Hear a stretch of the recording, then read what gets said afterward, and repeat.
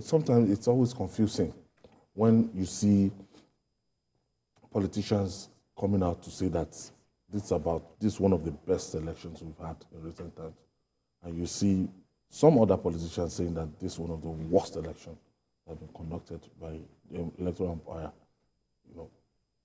in recent times. So depends, as I said, on the side of the coin. Yeah, where you are coming from. One thing is the rhetorics before the election. Sometimes I get apprehensive that will there still be in Nigeria after this particular exercise. We have reached a situation in which, if you have been around for a while and you have been following what has been happening, we know that we can't get to that point of no return again. We can't. Because it's always like that. People are talking in different directions. People are making threats and all of the rest. But at the end of the day, we all know that we have only Nigeria as our country. And that is the most important part of it. In the last few days, one of the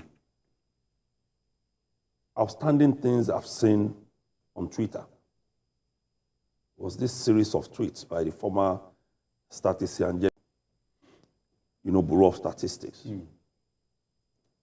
And he was responding to a tweet.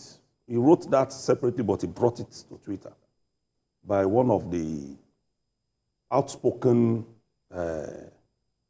what do you call them now? Influencers. And he said, a lot of people have come out to say, opinion poll said this, opinion poll said this, opinion poll. So what happened? And he said there is something that people don't take into consideration when they are doing their survey, cum opinion poll. He said that is the factor of those who are aloof at the time that poll is being conducted. Yeah. He said, you say yes, you have 10 people in this poll. 2 will say yes. 1 will say no. 7 will say not decided yet. He said that 7 is what will determine where you swing at the end of the day. And so if you are taking that 2 as your own distance for the poll favoring you, when those 7 decide, you have not gone back to call them to say, what is it? Where have you decided to swing? And that in the swinging, the reality on the ground is what those 7 will take into consideration, not the initial factor that you think will help you in your case. So you must keep going back to those 7 that says, I'm not sure yet, before you can conclude that you have a survey or a poll. And I think those are the kind of interventions that we need now. People who can begin to explain it to us what really transpired. Yeah. I agree completely. Independent National Electoral Commission said, we will give you immediate upload of results. The banks also said, if we go cashless, they'll be able to meet all our needs. What happened? They crashed. Because everybody was trying to go into one point at the same time. So if you have over 176,000 polling units, and the argument still continues till today that the thing was not uploaded. Then, like we have said, we need to go back. Go and check your beavers. Go and check your IREV. Are there discrepancies? You need to go and check. Okay, if there's, then you begin, that is where you begin to analyze you're going to court. Because that is the mob, it's not the mob on the streets that will determine who wins the election. It is the court. So you now you must do thorough work. Thorough work. It goes beyond the kind of writings that we see now.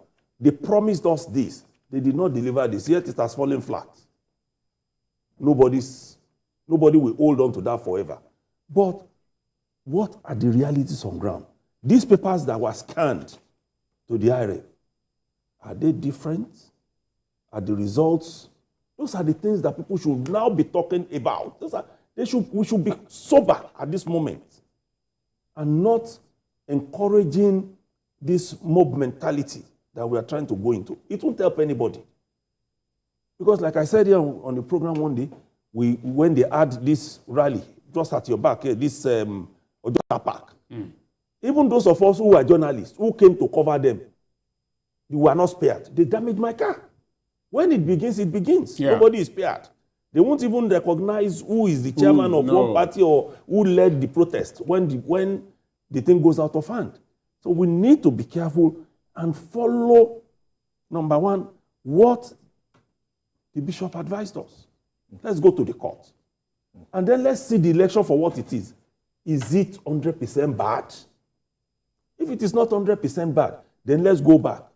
IREV on one side, Beavers on one side. Everybody bring your paper that you did a snapshot of it. Let's begin to, it goes beyond just mouthing it. We won. What are the realities on ground? Those are the issues we should be attending to, not just going on the social media to create a buzz. You know? And for that fact that even though if some segment of the country, if they're saying that,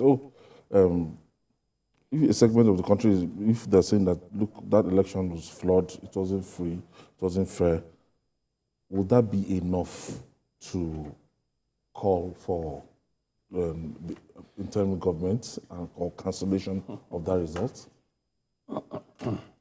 As they say, it is a train that has already left the station that they are waving at.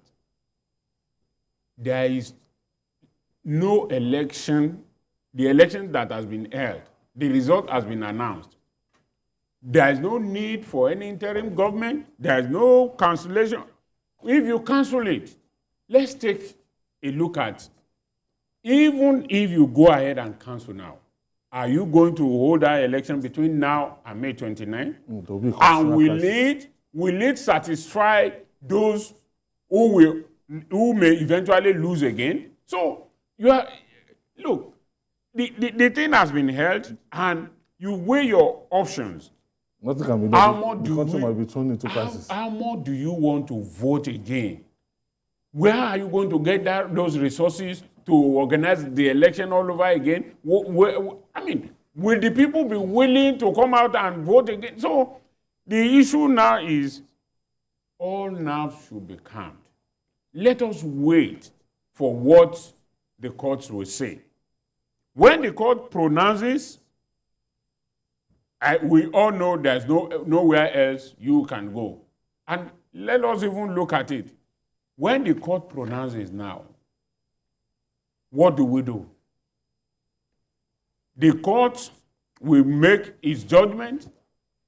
It is like God has given you a verdict. God has spoken. You are now, Onfakpajano, as the Yoruba will say. What do you want to do? Let us all be calm. 4 years is just around the corner. If there is life, there is hope. So let us begin, let those who lost begin to think of, okay, in the eventuality now that we even lose again at the court, let us begin to prepare. And those who won, let them also begin to think of, how do we bring together all these people that are falling apart, all the people that have lost their faith in the country and all that. Let us work together and bring the country back on its stay. Because at the end of the day, whether you japa or you japa, Nigeria is our country. It's our country. ING doesn't exist in our... No. It's a military creation. Any major person clamoring for it. No, I've not seen one person who is a top politician who has said, I support ING. Till date, it's just on the social media that we are running it. And we are mouthing it. Even those people will not benefit from the ING when it comes, when it happens. So we must be careful where we are pushing the country to. What we need is actually what we had said before when we were discussing the issue of the Senate presidency. Let everybody now have a sense of belonging. All right. Bringing the country together. Yeah. Dr. Oladipo, thank you for your contribution. Thank you so much. Olayinka Oyebule, PhD, thank you for your contribution. And that's our offering today. Join us tomorrow for another episode of the program. You can watch the repeat broadcast tonight at 11 p.m. Don't forget to join this Sunday for Journalist Hangout on Sunday from 1:30 to 3:30 p.m. We're on YouTube, youtube.com/TVC News Nigeria. I'm Ayodele Ozubaku. See you tomorrow, and God bless Nigeria.